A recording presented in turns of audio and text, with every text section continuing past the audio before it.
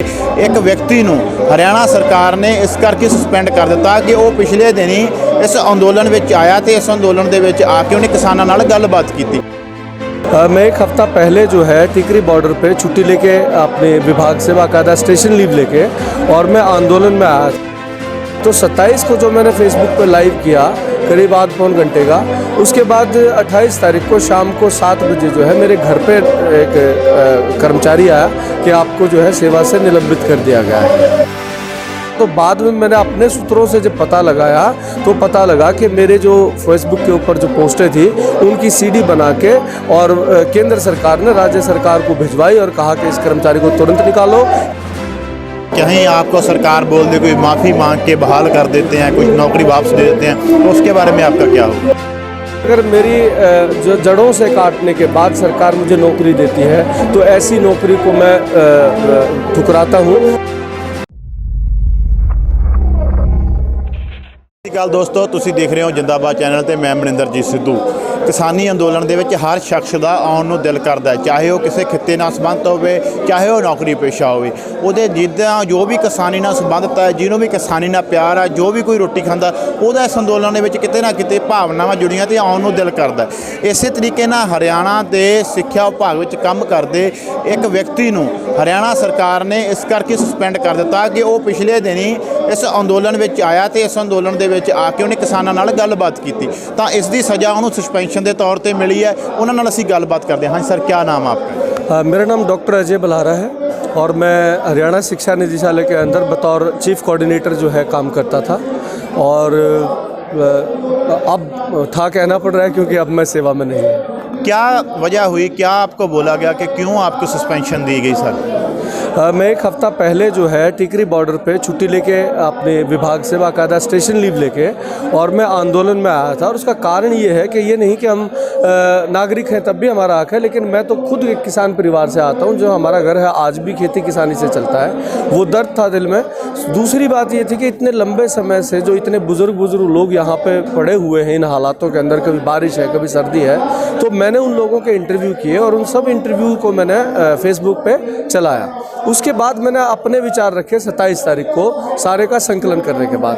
तो 27 को जो मैंने फेसबुक पे लाइव किया करीब आध पौन घंटे का, उसके बाद 28 तारीख को शाम को 7 बजे जो है मेरे घर पे एक कर्मचारी आया कि आपको जो है सेवा से निलंबित कर दिया गया है। तो उसके बाद ना मेरे पास कोई कारण, ना कोई फ़ोन, ना कोई ईमेल, सिर्फ वो कागज़ देने के बाद वो कर्मचारी चले गए। मैंने उनसे पूछा कि मेरा कसूर क्या है, क्योंकि 22.5 साल की नौकरी मेरी बहुत अच्छी नौकरी रही है, विदेशों तक मुझे जो है ना सराहना मिली है, पूरे भारत के अंदर मैं ट्रेनिंग देता रहा हूँ। तो अब ऐसा अचानक क्या हुआ? तो बाद में मैंने अपने सूत्रों से जब पता लगाया तो पता लगा कि मेरे जो फेसबुक के ऊपर जो पोस्टें थी उनकी सीडी बना के और केंद्र सरकार ने राज्य सरकार को भिजवाई और कहा कि इस कर्मचारी को तुरंत निकालो, ये किसानों के आंदोलन के समर्थन में बोलता है।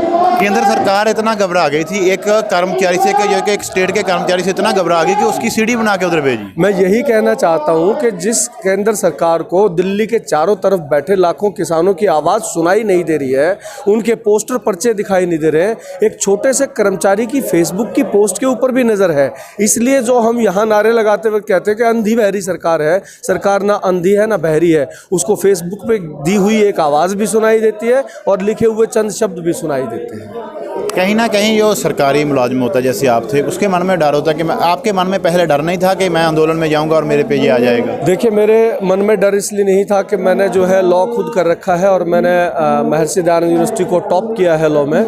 मैं कानूनी प्रावधान भी जानता हूँ, मैं बिल्कुल लॉ अबाइडिंग सिटीजन हूँ। लेकिन मुझे ये पता है कि हमारा संविधान हमें बोलने की, अभिव्यक्ति की और विरोध दर्ज कराने की, वो भी संवैधानिक तरीके से हमें इजाज़त देता है। बहुत सारे लोगों ने कहा कि आपके सेवा नियम इसके विरुद्ध हैं, तो मैं ये भी बता दूं कि उसी मौलिक अधिकारों के चैप्टर में ये भी लिखा है कि यदि किसी राज्य के सेवा नियम संविधान के प्रावधान स्वतंत्रता के खिलाफ होंगे तो वो नल एंड वाइड माने जाएंगे। तो मैं इसको अपना हक समझता हूँ कि मुझे जो है शांतिपूर्वक जो है धरना देने का, प्रदर्शन करने का, अपने विचार अभिव्यक्त करने का पूरा हक है। और ये लड़ाई मैंने इसलिए चुनी, शायद मैं, क्योंकि मुझे अगले दिन ही फ़ोन आने ये भी शुरू हो गए थे कि क्योंकि उनको पता था कि पूरे इंडिया मीडिया में लाखों लोग जो है अजय बलारा के फॉलोअर हैं, तो कहीं कुछ और ना हो जाए। तो बहाली के भी मुझे ऑफ़र आने लगे कि आप एक माफ़ीनामा लिख दीजिए, बहाल कर देते हैं। तो मैंने माफ़ीनामे के बजाय आंदोलन के अंदर आना चुना और मैंने कहा कि अब मैं जितने कर्मचारी ज़बान दबा के बैठे हुए हैं, जो लिख नहीं रहे हैं, जो बोल नहीं रहे हैं, उनकी ज़बान बनूंगा, उनको ये समझाऊंगा कि कानून के अंदर, संविधान के अंदर ऐसा कोई भी प्रावधान नहीं है जो आपकी ज़बान को गांठ लगा सके। हम सारे कानून बता रहे हैं लोगों को और हरियाणा के 22 ज़िलों में जा के हम कर्मचारियों को और युवाओं को, अब तक हमने 6 ज़िले कवर किए हैं, आज मेरा 5वां दिन है सस्पेंशन का। तो लगभग रोज़ 1 या 2 ज़िला जहाँ भी किसान प्रदर्शन चल रहे हैं वहाँ से न्योते आते हैं, वहाँ जाते हैं और बाकी समय सिंघू और टीकरी बॉर्डर के ऊपर रात का समय, जितना बचा हुआ समय, वहाँ पे हम जागरूक करने में लगा रहे हैं। आपको सस्पेंड किया गया, कहीं आपको सरकार बोल दे, कोई माफ़ी मांग के बहाल कर देते हैं, कुछ नौकरी वापस दे देते हैं, तो उसके बारे में आपका क्या होगा? मुझे जो है, अगर मेरी जो जड़ों से काटने के बाद सरकार मुझे नौकरी देती है तो ऐसी नौकरी को मैं ठुकराता हूँ और मुझे ना ऐसी बहाली की ज़रूरत है, ना ऐसी नौकरी की ज़रूरत है। मैंने अब तो ये मन बना लिया है कि यदि आंदोलन लंबा चलता है और बीच में ये बहाली अपने आप भी सरकार करती है तो मुझे चाहे वॉलंटरी रिटायर लेनी पड़े, मैं इस नौकरी में अब नहीं रहना चाहता। हरियाणा में अब कैसा माहौल है? जैसे 26 तारीख की ये घटना हुई, उसके बाद बोला गया कि हिंदू सिख मोर्चा बनाने की कोशिश की गई, तो हरियाणा में अब कैसा माहौल है इस मोर्चे का? देखिए, सरकार ने जो ओछी हरकत आखिर में करी जट वर्सेस जाट की, हम उसको भी एक मुद्दा लेके चल रहे हैं, चाहे वो किसी भी तरह, क्योंकि ये सरकार अंग्रेज सरकार की तरह से फूट डालो राज करो के उस पर चल रही है। वो पहले जाति को लड़ाती, उससे पहले धर्म को लड़ा रही थी, अब जो है जट वर्सेस जाट जैसी राजनीति कर रही है। हरियाणा के अंदर तो पहले ही 35 वर्सेस 1 कर दिया था इन्होंने। तो मैं सरकार को ये कहना चाहता हूँ कि इस आंदोलन ने जो बढ़िया काम किया, जिसके लिए मैं मोदी सरकार की प्रशंसा करता हूँ कि सारे जाति बंधन, अब मैं यहाँ टेंट देख रहा था, मलेरकोटला से आए मुसलमान साथी जो है वो मीठे चावल खिला रहे हैं, मुझे एक पारसी भी मिल गया यहाँ पे, मुझे एक बंगाली भी मिल गया यहाँ पे, और हरियाणा, पंजाब और जो अपना यूपी है उसके तो सारे साथी हैं। 36 कौम यहाँ पे है और इस सरकार की इस तानाशाही ने हमें दोबारा यूनाइट होने का मौका दिया है और लोगों के दिल से अब एक दूसरे के खिलाफ बैर निकल गया और सारा का सारा जो गुस्सा था अब सरकार की तरफ है। हम निश्चित तौर पे जीतेंगे और जीत किसान की हमेशा के लिए दर्ज। आगे आप कैसे, जैसे अभी तक सरकार एक अड़ियल रवैये पे है, कभी जो है बॉर्डर सील ज़्यादा बढ़ा रही है, वहाँ पे नेट बंद कर रखा है और भी कई वो योजनाएं बना रही हैं इस आंदोलन को फेल करने के लिए, तो क्या लगता है कि आंदोलन अब किस रूप जो में आगे बढ़ेगा? देखिए, मैं आपको एक उदाहरण के तौर पे समझाना चाहता हूँ। रात को बच्चा देखा होगा, लाइट चली जाए तो जो चादर ओढ़ी हो उसके अंदर दुबक जाता है, चारों तरफ से चादर को दबा लेता है कि कहीं हाउ या भूत ना आ जाए। ये सरकार का हाल है, केंद्र सरकार का।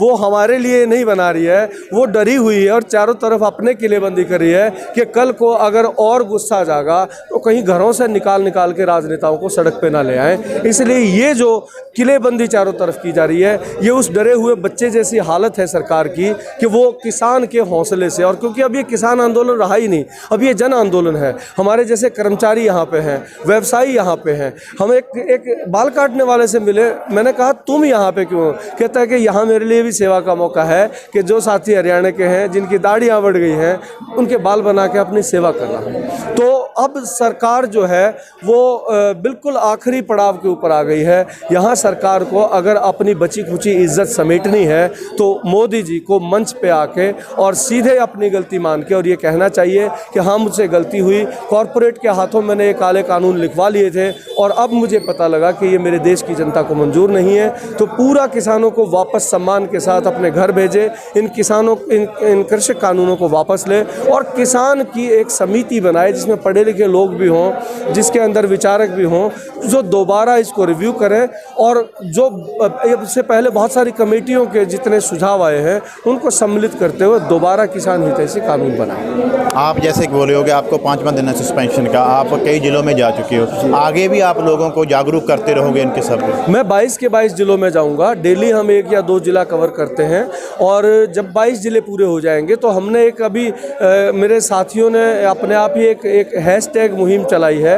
हैशटैग करके वो कर रहे हैं कि मैं भी किसान के साथ हूँ, मुझे भी डॉक्टर बलहारा की तरह सस्पेंड करूँ। तो हमारा ये भी लक्ष्य है कि सरकार अगर आसानी से नहीं मानती है, आंदोलन हमारा जब निपट जाएगा, उससे पहले हम नौकरी की बात ही नहीं कर रहे हैं। जब हमारा आंदोलन जीत करके यहाँ से चला जाएगा किसान आंदोलन, तो हम दूसरी लड़ाई वहाँ पे लड़ेंगे, जब हज़ारों लोग सरकार के पास जाके कहेंगे कि हमने भी किसान का समर्थन किया था, अब हमें भी सस्पेंड करो, हमारी भी नौकरियाँ ले लो।